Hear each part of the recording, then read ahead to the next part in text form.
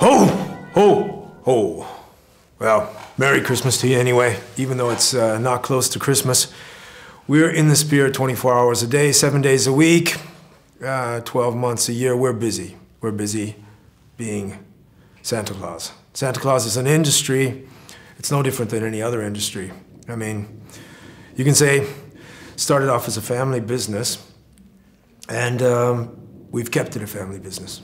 We had to, we had to cover up some of our operations with a lot of mysticism, especially, it started back when, the whole thing with Saint Nicholas, for example, Catholic Church was quite heavy at the time when we first started, and we had to make a deal with them. We had to make a compromise. We got this Saint Nick thing going. It says protection. It was pure protection for us. It wasn't expensive. They, live and let live policy. It was quite convenient, and it stuck. It's okay. It's not bad. It added to, kind of kept gave us, how would you say, gave us a bit of psychic weight, I would say, with the people. And, you don't question the saint, you don't question the Pope, and you don't fuck with Santa Claus. Of course, we were trying to meet a fantastic explosion in demand, and we developed a franchise system. It's not the typical franchise system. That's why I say this mystical comes into play. It became more like a holy order or brotherhood. But that worked out in past times better. Now we would say, okay, it's a franchise system. But it multiplied. It became so big, so fast. We had millions of operators, and they have to adhere to our codes. And well, like any franchise, it is almost organized like a religion. Everybody agrees on one mission statement. We have, of course, worked on this for hundreds of years. Our mission statement, what we provide, what does Santa Claus provide, and why is it important for the people? Why is it important for us? Everybody agrees on these rules, and many corporations now have that standard. You have a mission statement. You have your personal mission statement. You work in this way. That's enabled us to keep the brand strong, and have real believers. That's why people don't. They still say, "You don't believe in Santa Claus." Now, what other corporation has that? You don't believe in IBM? You don't believe in Apple? No. Do you believe or don't you believe? Who can say that? We've kind of established ourselves kind of in the back stage of the situation. So even though they think they're competitors, they wind up using our services anyway, because we're worldwide. We're worldwide. You cannot deliver a present without using our services.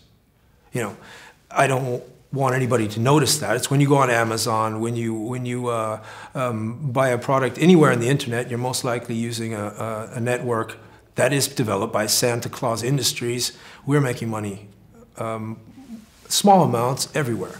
That makes it possible for us to operate. We've developed this red suit, beard thing. We've pushed it. So this is the focus. What happens around Christmas time is the focus. What do you say around the globe? What was the most recognizable icon? They said the number one was Mickey Mouse. And we are number 3, Santa Claus. That was something we've had designers, we've had people working, trying to change the aesthetic, but basically we think that this strong, look at this, it's not attractive. You have, in a modern time, we have these red suits, red hats. The beard has been out and in, and then you have the Taliban coming in with their beards, which we did consider 8 years ago, being clean shaven. That was a serious consideration. But the brand, I think, can endure also something like this, terrorism, We can. I think whatever you do, you have to stand by it. If you believe in it, if you propagate a certain image style, it can be stronger than trends, and it can outlive them, and that's what we're trying to continue to do, you know, in this.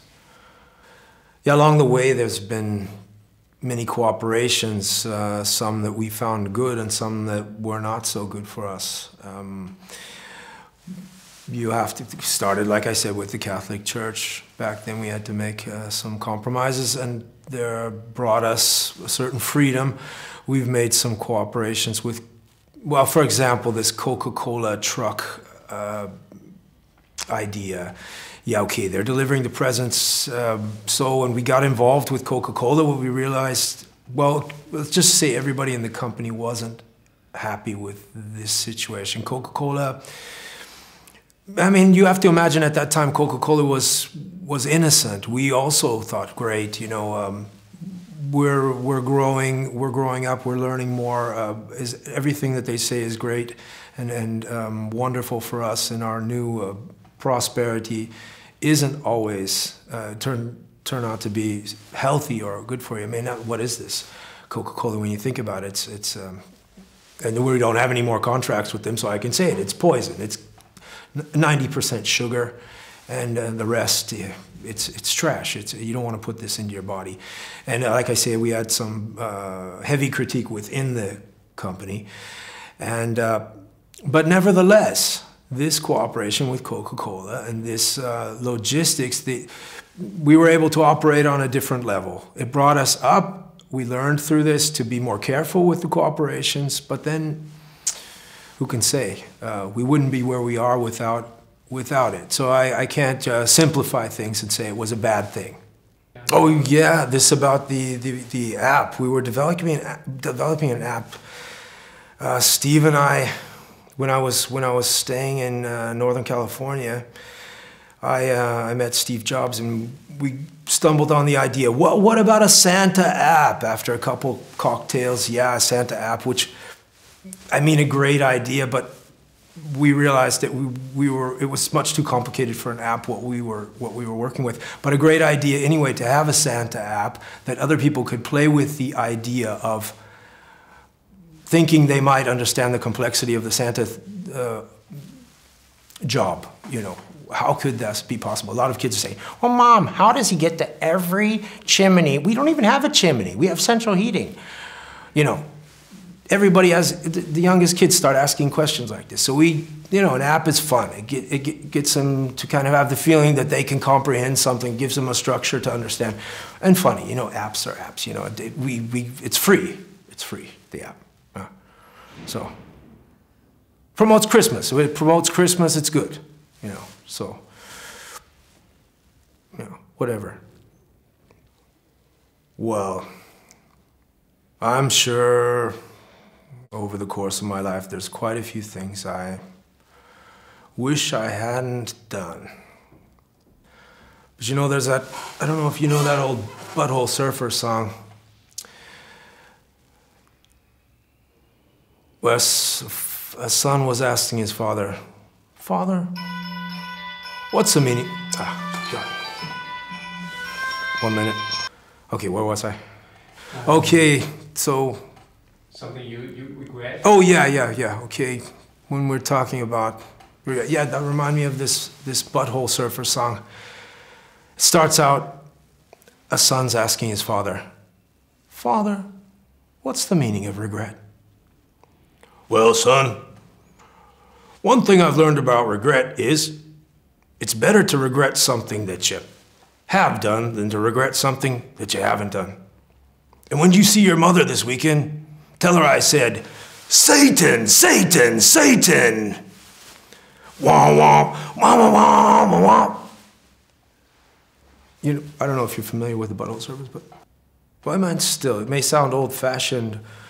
I think one of the most wonderful things about the Santa business and Santa Claus as an industry is it goes back to